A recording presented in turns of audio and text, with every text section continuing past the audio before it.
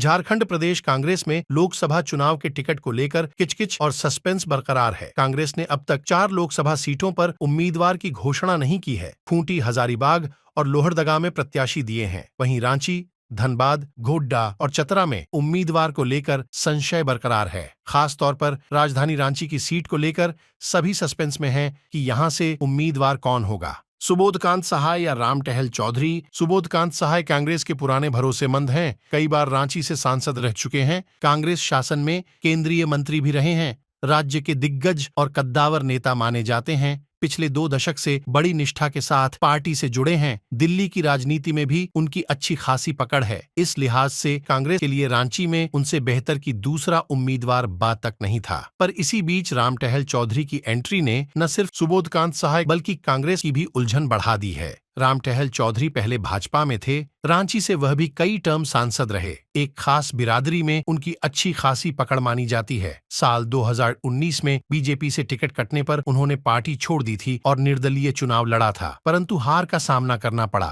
इसके बाद 5 साल वह चुप रहे। फिर जब 2024 में लोकसभा चुनाव की घोषणा हुई तो वह सक्रिय हुए और बीजेपी में दाल नहीं गलती देख पूरे तामझाम के साथ कांग्रेस में शामिल हो गए। प्रदेश कांग्रेस के नेताओं ने भी उनके लिए रेड कारपेट बिछा दिया। दिल्ली तक बात पहुंचा दी कि पूर्व बीजेपी नेता को वे पार्टी में एंट्री करा रहे हैं, परंतु यहीं पर प्रदेश कांग्रेस के नेता फंस गए। जिस राम टहल को टिकट दिलाने की शर्त पर पार्टी में लाए थे, अब उसके लिए सुबोधकांत का टिकट काटना आसान नहीं लग रहा है। राम टहल चौधरी की मांग थी रांची या हजारीबाग, तो हजारीबाग की सीट तो एक और बीजेपी से आयातित नेता जेपी पटेल के खाते में चली गई। अब राम टहल को मैनेज करें, ये प्रदेश कांग्रेस नेताओं के लिए बड़ी उलझन बन गई है। उधर सुबोधकांत के समर्थक बार बार ताल ठोक रहे, इधर राम टहल बार बार प्रदेश कांग्रेस नेताओं को उनका वादा दिला रहे हैं। हालांकि राम टहल और सुबोधकांत दोनों ही सार्वजनिक मंच पर यही कह रहे हैं कि उन्हें टिकट की कोई चाह नहीं है। सुबोधकांत ने बकायदा राम टहल चौधरी का स्वागत भी किया था, परंतु यह राजनीति है। सभी जानते हैं कि दोनों के लिए टिकट कितना जरूरी है। ये दोनों के ही राजनीतिक भविष्य का सवाल है। दोनों की उम्र के इस पड़ाव में पहुंच चुके हैं कि आगे उनके लिए राजनीतिक सक्रियता कितनी बनी रहेगी, कहना कठिन है। राम टहल चौधरी का टिकट 2019 में बीजेपी ने उम्र की वजह से ही काटा था। ऐसे में दोनों कुछ भी कहें, पर टिकट दोनों के लिए ही